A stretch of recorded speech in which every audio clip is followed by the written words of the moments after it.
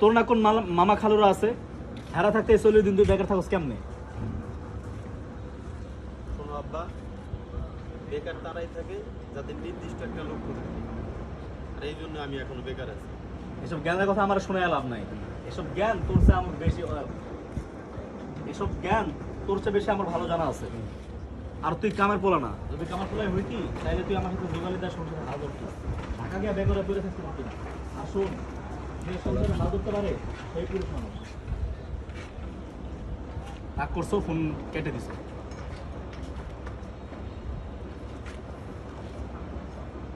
এদিক ওদিক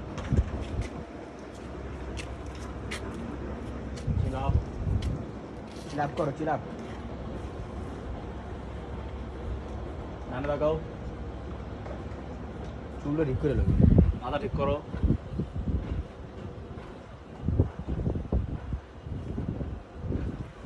কাটি। তোমার আব্বা যখন প্রশ্ন করছে না যে তুই পুরুষ না, তোমার কোনো সন্দেহ আছে আমি পুরুষ না?